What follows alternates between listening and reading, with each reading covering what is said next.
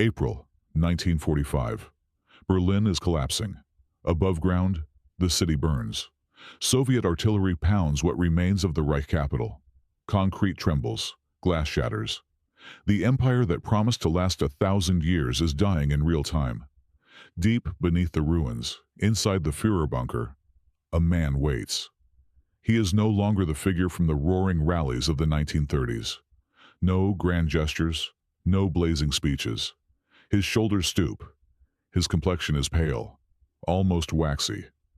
His left hand trembles uncontrollably. A tremor aides try to hide during the rare public appearances of 1944.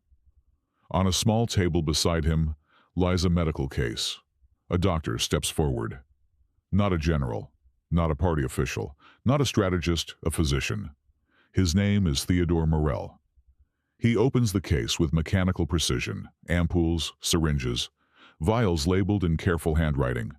Some contain vitamins, others hormones, some substances far stronger. This ritual has been repeated thousands of times. An injection, a surge, clarity, energy, relief, then another and another. By the final year of the war, the most powerful man in Europe rarely functioned without chemical assistance. His daily routine was punctuated not only by military briefings, but by injections. The Third Reich ran on discipline, ideology, and fear. But behind the scenes, it may also have run on something else. What began as stomach pain became dependence. What started as vitamin therapy became a pharmacological maze. The question is not whether he was treated. The question is, how much? How much did his body control his decisions? How much did chemistry shape command? How much of history was influenced by what entered his bloodstream? Because by 1944, the war was no longer just being fought on battlefields. It was being fought inside one man's nervous system. And the world had no idea. Long before injections, long before ampoules, long before Dr. Morell, there was fear. In December 1907, Adolf Hitler was 18 years old when his mother, Clara Hitler, died of breast cancer in Linz. The illness had been long and agonizing. Her physician, Dr. Eduard Bloch, a Jewish doctor whom Hitler would later protect after coming to power, treated her with iodoform dressings that caused severe pain. Hitler witnessed the decline up close.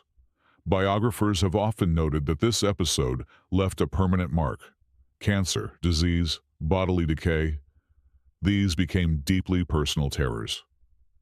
Years later, as dictator of Germany, Hitler would frequently speak of illness not as a medical condition, but as contamination, degeneration, corruption. The language of pathology would bleed into his political worldview, but it also shaped something far more private. By the early 1930s, those close to Hitler noticed a pattern. Persistent gastrointestinal complaints, chronic flatulence, crippling stomach cramps, constipation alternating with diarrhea. Menus were adjusted constantly. Dishes were sampled for safety. Meals were prepared under strict supervision. At the Berghof, his mountain residence in Bavaria, chefs were instructed to cook simple vegetarian food: mashed potatoes, vegetable broths, rice, grated apples, soft eggs. Hitler adopted vegetarianism fully in the early 1930s. While propaganda later exaggerated this as moral purity, multiple accounts suggest it was largely health-driven. Meat, he believed, worsened his digestive issues. He avoided alcohol almost entirely. He did not smoke. He lectured others, especially Hermann Göring and Joseph Goebbels, about discipline and bodily control. To the outside world, this reinforced the image of ascetic self-mastery. But privately, he was anxious about his body failing him. Hitler's fear of poisoning bordered on obsession. Food tasters, often young women, were required to sample his meals before he ate. He distrusted medication unless personally supervised. He carried digestive tablets constantly. He washed frequently. He worried about bacteria. He demanded strict hygiene protocols in his inner circle. Visitors to the Reich Chancellery noticed how often he complained of minor ailments, headaches, skin irritations, fatigue, insomnia. Sleep, in particular, became erratic. He worked late into the night, sometimes until 3 or 4 a.m., holding endless monologues. He would then wake late in the morning, disoriented and exhausted. The imbalance strained both his staff and his body. By the mid-1930s, Hitler was a paradox. Publicly, the embodiment of willpower. Privately, a man deeply preoccupied with physical fragility. Nazi propaganda carefully cultivated the image of vitality. Films showed him hiking in the Alps, standing tall during parades, radiating controlled intensity. But aides observed fluctuations, mood swings, sudden lethargy, periods of intense energy followed by visible exhaustion. His personal adjutants began keeping careful notes of complaints and treatments. Doctors were consulted frequently, dermatologists, specialists, alternative healers. He tried homeopathic remedies, herbal tonics, intestinal bacteria cultures, digestive enzymes. Nothing seemed to stabilize him for long. If there was one constant in Hitler's personality, it was the need for control. Control over speech, control over perception, control over his environment, and above all, control over weakness. Illness represented vulnerability, dependency, imperfection. For a man constructing an ideology around racial strength and biological superiority, personal frailty was intolerable. By 1936, his digestive problems were worsening. Fatigue became more frequent. Skin rashes appeared intermittently. His inner circle grew concerned. They needed someone who could promise improvement, quickly. Someone unconventional. Someone confident. That man would soon enter his life. His name was Theodor Morell, and everything would change. In the autumn of 1936, Adolf Hitler was at the height of his power. Germany had remilitarized the Rhineland. The Olympic Games in Berlin had dazzled the world. The regime projected strength, unity, inevitability. But inside the Reich Chancellery, the Führer was unwell. Chronic stomach pain, persistent intestinal distress, eczema-like skin eruptions, fatigue that struck without warning, insomnia that stretched into dawn. Doctors had come and gone.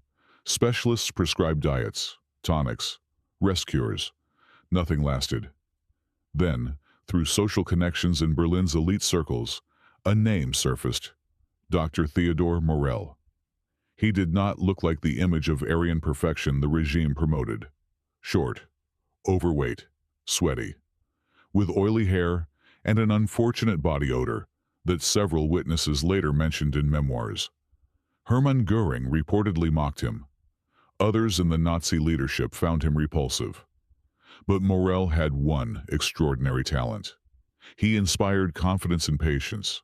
Morell had built a lucrative private practice in Berlin before meeting Hitler. He specialized in dermatology and venereal diseases, but marketed himself as a modern medical innovator. He used bacterial cultures, vitamin injections, hormone preparations, treatments that were cutting edge for the 1930s, though not always scientifically validated. He treated wealthy industrialists, actors, party officials. Through connections, often attributed to Hitler's photographer, Heinrich Hoffmann, Morell was introduced to Hitler in 1936. The complaint was familiar: severe gastrointestinal distress. Morell listened carefully. He did not dismiss the symptoms. He did not minimize them. He offered something different: immediate relief. He administered a preparation containing beneficial intestinal bacteria, a product known as Mutaflor, designed to rebalance gut flora. He combined it with vitamin injections and glucose solutions. Within days, Hitler reported improvement. For a man who had spent years battling unpredictable digestive pain, the effect felt miraculous. Hitler valued loyalty above competence, but he valued effectiveness above all. Morell delivered results, or at least the perception of results.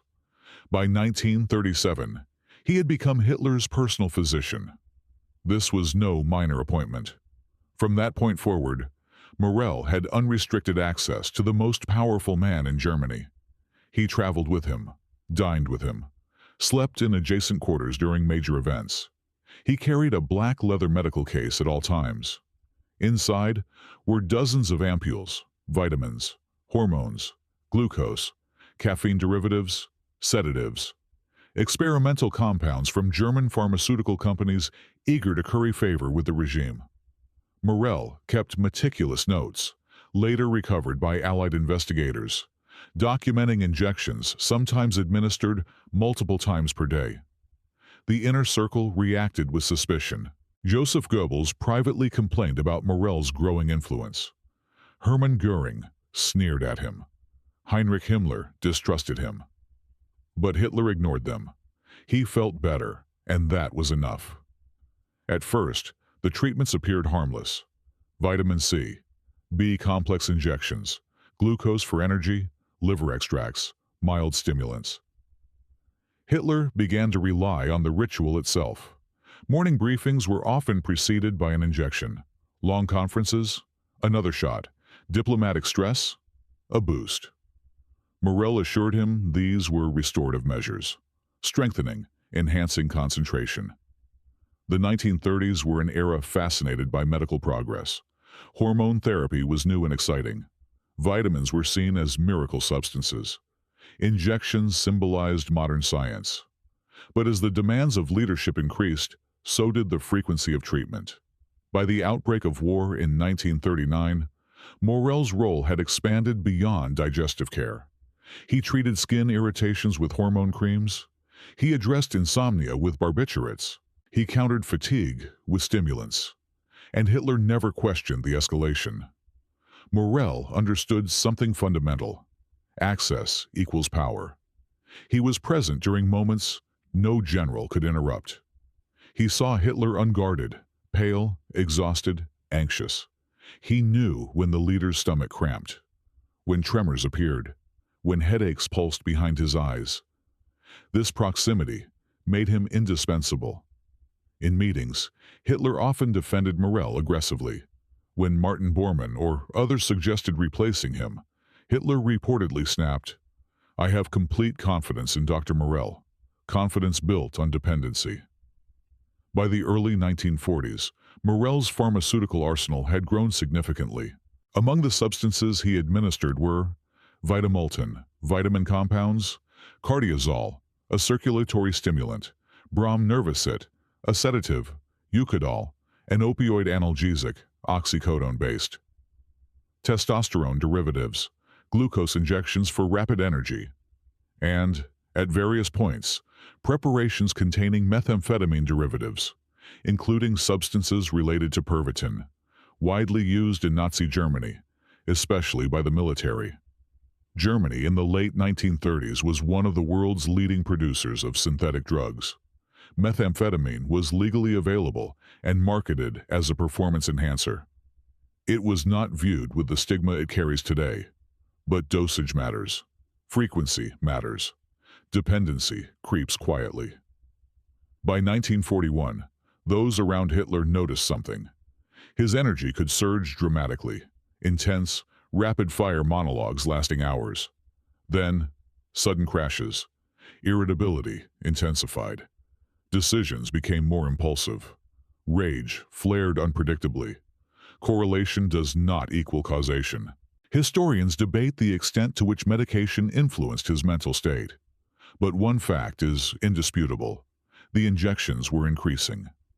Morell's records indicate that by 1943 to 44, Hitler was receiving multiple injections per day, sometimes up to 20 different substances within short intervals. When Allied bombing intensified and military setbacks mounted, the pressure became relentless. So did the pharmacology. Morell's presence also deepened Hitler's isolation. Other physicians were gradually excluded. Second opinions were unwelcome. Hitler trusted the man who made him feel better and distrusted those who criticized him. Theodor Morell, once mocked as a greasy opportunist, had become gatekeeper to the Führer's bloodstream.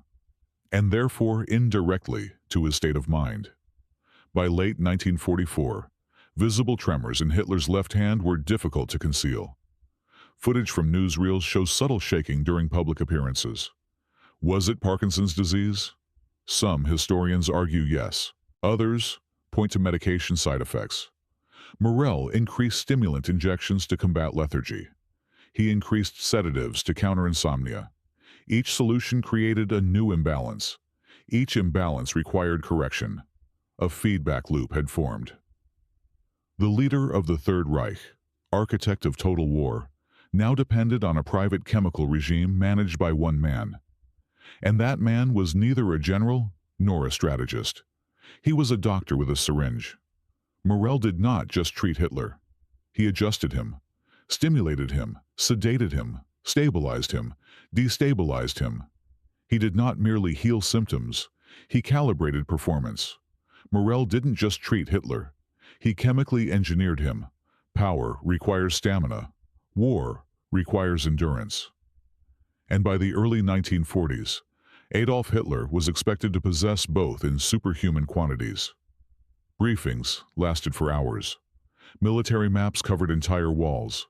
Decisions affecting millions were made in late-night monologues that drifted into dawn. The Führer slept irregularly, ate cautiously, and increasingly relied on something far less visible than ideology. He relied on chemistry. What began as digestive treatment evolved into a structured pharmacological routine, a daily menu curated by Dr. Theodor Morell. It was not a single drug. It was a system. At the surface level, it looked harmless. Vitamin C injections, vitamin B complexes, glucose solutions, liver extracts. In the 1930s and 40s, injectable vitamins were considered cutting-edge medicine. They symbolized modernity and scientific progress. Germany, with its powerful pharmaceutical industry, companies like Merck, Bayer, and Temmler, was at the forefront of synthetic production. To Hitler, vitamins represented control, restoration, clean science. But injections also carried psychological weight. Unlike pills, injections feel immediate, potent, precise. A syringe signaled action. Relief followed ritual, and ritual creates dependency. As the war intensified, fatigue became harder to mask. Morell introduced hormone-based treatments, testosterone derivatives, and other glandular extracts. At the time, hormone therapy was experimental, but fashionable among elite patients seeking vitality. The promise was simple: energy, clarity, endurance. Hitler, obsessed with physical weakness, was receptive. Hormones suggested strength without visible indulgence. They aligned with his ideology of biological superiority. But hormones alter mood as well as muscle tone. They affect aggression, irritability, and impulse control. No single injection explains a decision, but cumulative biological shifts matter. And Morell controlled the dosage. War is not constant adrenaline. It is waiting. Long stretches of uncertainty, nighttime anxiety, air raid reports, casualty numbers, intelligence briefings from collapsing fronts. Sleep became increasingly elusive. For that, Morell turned to barbiturates. Barbiturates were widely prescribed in the early 20th century for insomnia and anxiety. They calmed the nervous system, slowing brain activity, dulling edges of panic. But they also cloud judgment. And when combined with stimulants, they create a cycle: awaken, accelerate, crash, sedate, repeat. This pattern was not unique to Hitler. It reflected broader medical culture of the time. Physicians across Europe and the United States prescribed similar compounds liberally. But in this case, the patient was not an anxious businessman. He was directing global war. Among the more serious substances in Morell's arsenal was Eucadol, an oxycodone-based opioid analgesic. Eucadol was powerful. It relieved pain. It induced warmth, comfort, even mild euphoria. It could also suppress anxiety and physical distress. Morell administered it during periods of severe intestinal pain and later during acute stress. Opioids do not simply dull discomfort. They change perception, they soften consequences, they buffer reality, and they carry a well-documented risk, dependence. The more frequently they are used, the more the body expects them. The more the body expects them, the less stable it becomes without them. Then, there was the stimulant culture of Nazi Germany. In 1938, the Berlin-based pharmaceutical company Temmler began mass-producing methamphetamine under the brand name Pervitin. It was marketed as a miracle drug. Housewives were encouraged to use it for energy. Students used it to study through exams. Factory workers used it to maintain productivity. Most notably, the German military distributed millions of tablets to soldiers during early blitzkrieg campaigns. Methamphetamine suppressed fatigue, reduced appetite, and created intense focus. The Wehrmacht's rapid advances in Poland and France were fueled, in part, by chemically enhanced endurance. This was not secret. It was policy. Against that backdrop, stimulant use at the highest level of leadership was hardly shocking. While historians debate exact formulations administered to Hitler, records indicate that stimulant preparations, including methamphetamine derivatives, entered his treatment regimen, especially as the war dragged into grinding attrition. Stimulants sharpen the mind. They also amplify certainty. In moderation, they enhance alertness. In excess, they can intensify paranoia and overconfidence. By 1942, Germany was fighting on multiple fronts. The invasion of the Soviet Union had stalled. Casualty numbers climbed. Allied bombing campaigns intensified. Inside headquarters, meetings grew longer. Tempers grew shorter. Morell's medical notes, recovered after the war, reveal increasing complexity in Hitler's treatment schedule. Not a single drug, a layering, stimulants to wake him, glucose to sustain him, hormones to energize him, opiates to soothe pain, barbiturates to induce sleep, each addressing a symptom, each introducing side effects, each requiring adjustment. A pharmacological balancing act, performed daily, and the margin for error was microscopic. To understand the scale, one must zoom out. Nazi Germany was, in many ways, a chemically mobilized society. Between 1939 and 1945, German troops consumed an estimated tens of millions of methamphetamine tablets. Pilots used them during extended missions. Tank crews swallowed them during relentless offensives. The regime embraced pharmacology as a tool of efficiency. The myth of the tireless Aryan warrior was reinforced not only by propaganda, but by pills. In that environment, reliance on chemical enhancement did not appear decadent. It appeared modern, scientific, strategic. But chemistry does not respect ideology. It respects biology. By 1943, the strategic situation had deteriorated sharply. Stalingrad had fallen. North Africa was lost. Allied forces were gaining momentum. The pressure inside Hitler's inner circle became suffocating. Witnesses described mood volatility, explosive anger, followed by exhaustion, rigid certainty followed by visible physical weakness. His left hand began trembling more noticeably. His posture stiffened. His complexion dulled. Was it Parkinson's disease? Some neurologists later suggested so. Others pointed to possible medication interactions. What is certain is this: the body, under constant pharmacological manipulation, does not remain neutral. It adapts. It compensates. It destabilizes. And by 1943, Hitler's medical routine had intensified to the point where injections punctuated his day with increasing regularity. The ritual was no longer occasional. It was structural. Hitler prided himself on discipline. He despised intoxication. He mocked weakness. Yet the system sustaining him relied on substances powerful enough to alter perception, mood, and resilience. This contradiction remained invisible to the German public. Propaganda showed a leader of iron will. Behind closed doors, That will was increasingly mediated by chemistry. No single injection explains a battlefield order. No drug alone determines strategy. But when leadership is filtered daily through stimulants, sedatives, hormones, and opioids, the cumulative effect cannot be dismissed. War was being waged across continents. But another war, quieter, biochemical, was unfolding inside one man's bloodstream. And it was reaching its limits.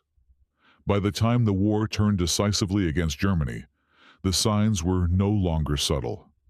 They appeared first in small movements, barely noticeable unless you were watching closely.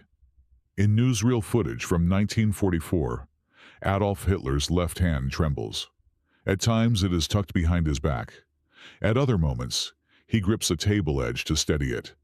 The shaking is irregular, sometimes pronounced, sometimes faint, but it is there. Officers who stood near him during briefings later recalled how he tried to conceal it, how aides positioned themselves strategically during public appearances.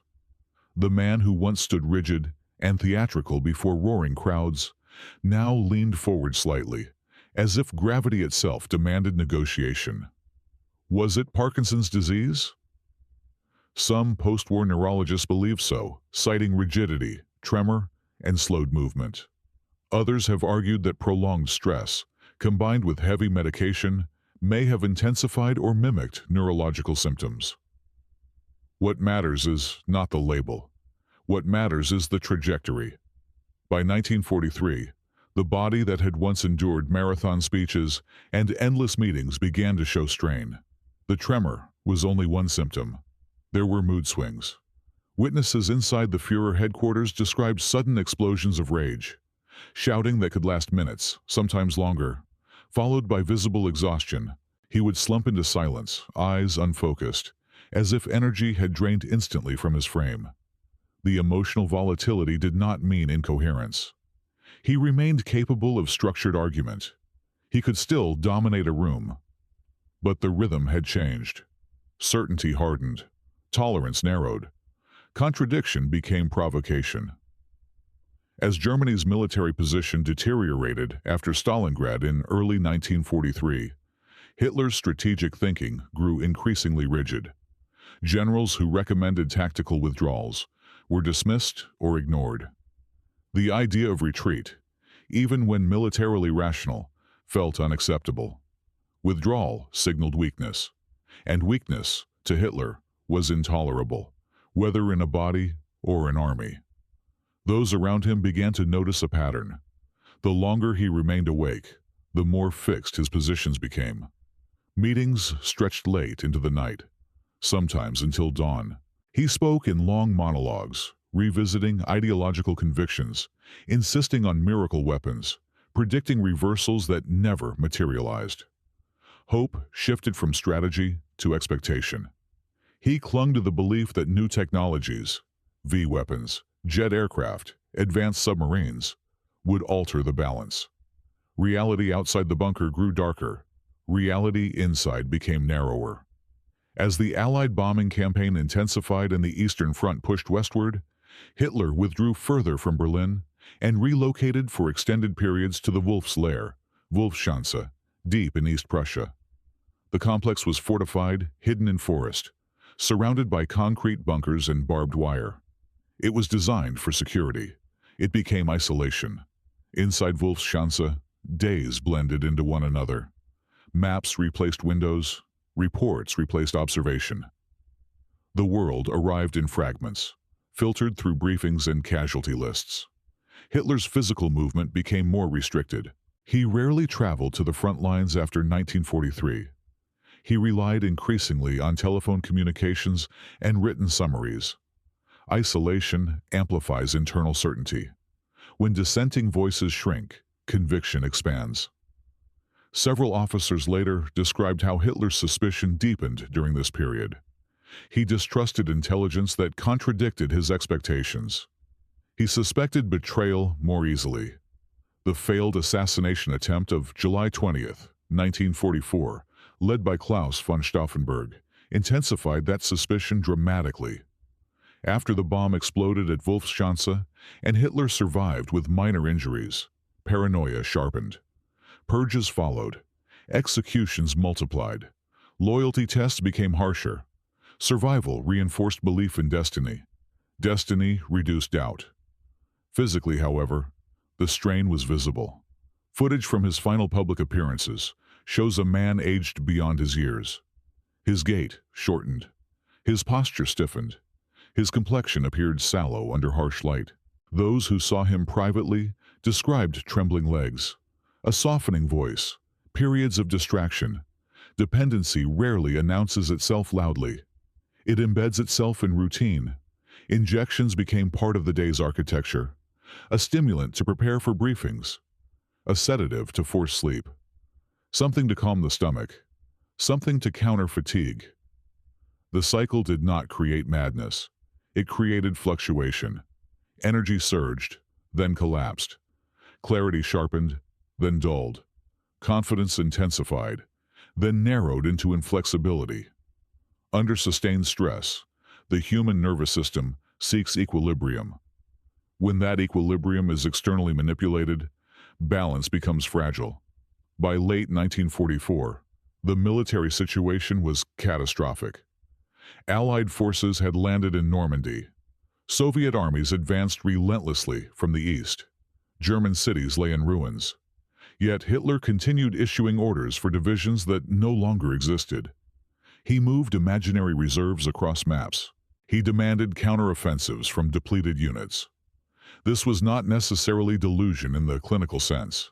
It was disconnection, a widening gap between operational reality and internal expectation. As physical strength declined, ideological rigidity intensified. The war became less about victory and more about endurance, about refusing surrender.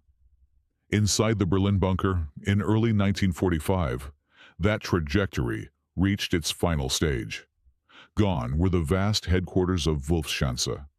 Gone were the forests and fortified compounds. The capital itself was collapsing above ground. Underground, Hitler moved slowly through narrow corridors. Witnesses described trembling hands, shuffling steps, a stooped frame. He remained capable of conversation, even of composure in moments. But the scale of his world had shrunk, from continents to rooms, from armies to couriers, from ambition of a 1,000-year Reich to survival measured in days. Dependency does not always manifest as chaos. Sometimes it appears as narrowing. Options narrow, trust narrows, vision narrows. By the final months of the war, Hitler's physical deterioration and psychological rigidity formed a closed system. Stress demanded intervention. Intervention altered balance. Altered balance demanded further intervention. Outside, the Third Reich fractured under military pressure. Inside, its leaders' resilience eroded in parallel. Not in a single dramatic collapse, but in gradual, cumulative strain. The tremor in his hand was visible. The tightening of his thinking was less so. But both signaled the same reality. Power had demanded stamina. War had demanded endurance.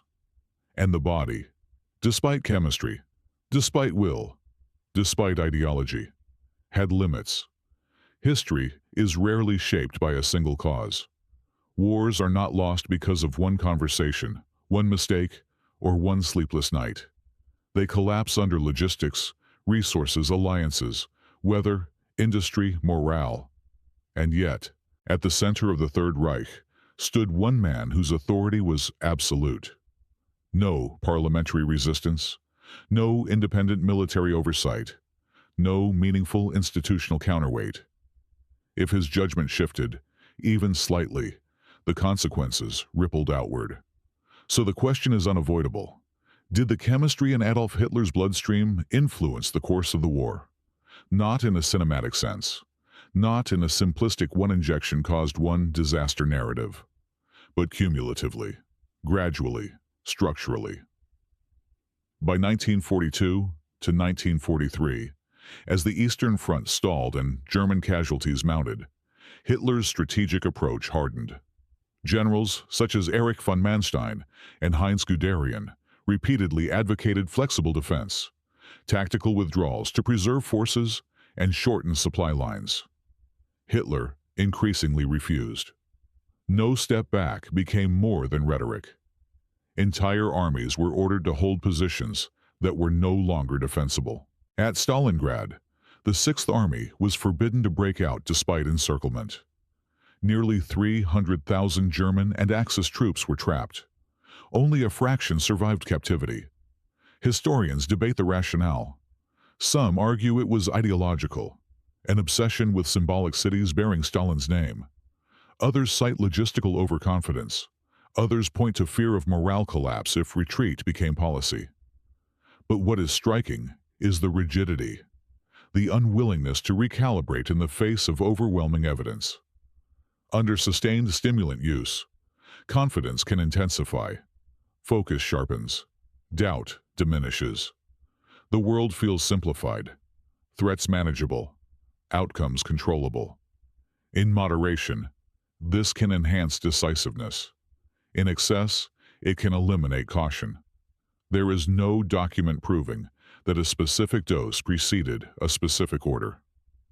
History does not preserve blood chemistry, but Morell's surviving medical logs indicate frequent pharmacological intervention during precisely the years when strategic flexibility disappeared. At the same time, Hitler's belief in so-called Wunderwaffen, miracle weapons, deepened. The V-1 flying bomb, the V-2 rocket, advanced jet aircraft like the Me-262, massive super-heavy tanks. These technologies were real. Some were technologically groundbreaking. The V-2, in particular, represented a leap forward in rocket science. But by 1944, they could not reverse Germany's material disadvantage. Allied industrial production dwarfed that of the Reich. Oil shortages crippled mobility. Air superiority belonged to the Allies. Yet Hitler invested enormous psychological capital in these weapons. He believed they would shock enemies into submission. He imagined sudden reversals triggered by technological surprise. Was this irrational? Or was it desperation amplified by chemical reinforcement? Stimulants can enhance focus, but they can also narrow it. They can intensify belief in a single solution while filtering out contradictory data. They can create urgency, even when patience is required. Conversely, cycles of sedation and fatigue can reduce tolerance for complex nuance. Under exhaustion, simple answers become attractive. Another pattern emerged in Hitler's leadership style during the final years: operational micromanagement. He increasingly intervened in tactical decisions that had once been delegated to field commanders. He moved divisions on maps from distant headquarters, often without full appreciation of on-the-ground realities. Generals complained privately that he no longer trusted their assessments. Reports that contradicted his expectations were dismissed as defeatist. Paranoia intensified after the failed July 20th, 1944 assassination attempt. The bomb explosion at the Wolfsschanze reinforced a belief that betrayal lurked everywhere. Was this simply the psychology of a dictator under siege? Or was it exacerbated by a nervous system under constant pharmacological strain? Opioids can dull pain and anxiety, but they can also detach perception from consequence. Stimulants can sharpen energy, but they can reduce sleep and increase irritability. Barbiturates can enforce rest, but they can impair clarity. The cumulative effect of such a regimen, administered under extreme wartime stress, cannot be ignored. It would be irresponsible to claim that drugs alone lost the war for Germany. The Allies possessed superior industrial capacity, greater manpower, and strategic advantages that no chemical intervention could overcome. But leadership quality matters. Decision-making under pressure matters. Cognitive flexibility matters. By 1944 to 1945, as Allied forces closed in from both east and west, Hitler's orders became increasingly disconnected from logistical reality. He demanded counteroffensives from exhausted units. He ordered non-existent divisions to defend cities reduced to rubble. He spoke of total resistance even as infrastructure collapsed. Some historians describe this as ideological fanaticism to the end. Others see psychological narrowing under catastrophic stress. The possibility that pharmacological dependency amplified rigidity remains an open field of inquiry, not because of dramatic speculation, but because of documented patterns: escalating medication, visible physical decline, heightened volatility, diminishing strategic flexibility. No lab results survive to quantify dosage effects. But we do know this: by the middle years of the war, Hitler's daily functioning depended on chemical support administered by a single physician. That support affected sleep, energy, mood, and pain perception. In modern military or political leadership, cognitive fitness is monitored carefully. Decisions are scrutinized. Health transparency is expected. In the Third Reich, there were no such safeguards. The man directing armies across continents was medically insulated, shielded from independent oversight, and increasingly isolated from dissenting voices. Would history have been different if Hitler had been sober? It is an impossible question to answer definitively. Germany still faced overwhelming industrial opposition from the United States. The Soviet Union's manpower reserves were vast. British resilience had already survived the Blitz. Structural defeat may have been inevitable. But would Stalingrad have unfolded differently under more flexible command? Would tactical withdrawals have preserved forces? Would strategic decisions have been less absolute? Would fewer soldiers have been sacrificed to symbolic stubbornness? We cannot prove causation, but we can observe correlation. As dependency deepened, rigidity intensified. As isolation increased, realism diminished. As the chemical cycle tightened, the strategic horizon narrowed. In the end, the Third Reich did not collapse because of one syringe. It collapsed under cumulative strain: military, economic, ideological. Yet at the center of that collapse stood a leader whose physical and neurological state was no longer purely natural. And when absolute power rests in one man, even subtle biological shifts can alter the course of millions. History does not record blood chemistry, but it records consequences. April 1945. Berlin is no longer a capital. It is a battlefield. Soviet artillery pounds the city day and night. Entire districts burn. Civilians move through rubble like shadows. The air smells of smoke, concrete dust, and fuel. Beneath the Reich Chancellery, inside a reinforced concrete labyrinth, Adolf Hitler lives his final weeks in the Führer bunker. The empire that promised 1,000 years has lasted 12. The map room is gone. The forests of East Prussia are gone. The rallies, the flags, the orchestras, the parades, gone. What remains are narrow corridors, dim electric bulbs, damp walls, and the steady vibration of explosions above ground. Hitler moves slowly now. Witnesses describe a stooped posture, a dragging left leg, a trembling left hand that he can no longer fully conceal. His voice is softer than it once was, sometimes uneven. His complexion appears gray under artificial light. The man who once stood rigid before hundreds of thousands now shuffles between conference table and private quarters. Yet the structure of command continues. Briefings, situation reports, orders issued to units that often no longer exist. Even in collapse, routine persists. Dependency rarely disappears under pressure. It intensifies. Dr. Theodor Morell remains present in the bunker during the early months of 1945, continuing treatments. By April, however, as trust erodes and chaos expands, Morell is dismissed from the bunker, officially due to declining usefulness, unofficially because his presence had become politically uncomfortable. But the system he maintained does not vanish overnight. The body he managed for nearly a decade is already shaped by that regimen. Inside the bunker, despair seeps into conversations. Generals report Soviet forces crossing the Oder River. American troops advance from the west. Fuel is nearly gone. Communications fail. Units disintegrate. Hitler's responses oscillate between bursts of fury and long silences. He speaks of betrayal, by generals, by fate, by the German people themselves for failing to prove worthy of his vision. He refuses evacuation. He rejects surrender. He insists the war must continue, even as Berlin collapses around him. This is not cinematic madness. It is narrowing. The world has contracted to a few rooms underground.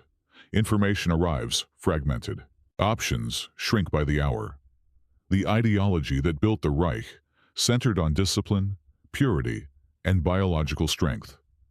The regime glorified the image of the invulnerable body, athletic, controlled, uncorrupted by weakness. It condemned intoxication, degeneration, and dependency. The Führer himself was presented as ascetic, a non-smoker, a non-drinker, a man of iron will. And yet, behind that image for years, his stamina had been chemically reinforced, energy adjusted by injection, sleep induced by sedative, pain managed by opioid, focus sharpened by stimulant. The contradiction is stark. An empire obsessed with racial cleanliness had been directed by a leader sustained through pharmaceutical intervention. In the bunker's final days, Hitler marries Eva Braun. He dictates a political testament. He speaks of loyalty and destiny even as Soviet forces close in street by street. Outside, Berlin disintegrates. Inside, the routine continues. Meals taken, reports read, doors opened and closed in narrow hallways. On April 30th, 1945, Adolf Hitler retreats to his private quarters. Shortly afterward, a gunshot is heard. The Third Reich effectively ends with him. In the ruins above ground, no miracle weapons arrive. No last-minute reversal unfolds. No chemical formula can reverse artillery fire or replenish exhausted divisions. The 1,000-year Reich dissolves in smoke. History will debate strategy, ideology, economics, and military miscalculation. It will analyze logistics, alliances, and industrial capacity. But beneath those grand structures lies a smaller human story, of a body under strain, of resilience artificially extended, of dependency quietly embedded in daily command. The empire was built on spectacle, discipline, and the myth of invincibility. Its leader spoke endlessly of strength. Yet, in the final years, strength required assistance. Power demanded stamina. War demanded endurance. And the man at the center of it all could no longer sustain either without intervention. In the end, artillery, not chemistry, brought the Reich down. But long before the final shot in the bunker, another collapse had already begun. Slower, less visible, unfolding not across battlefields, but within the limits of a human body. An empire built on absolute control was undone by forces it could not command. Biology was one of them.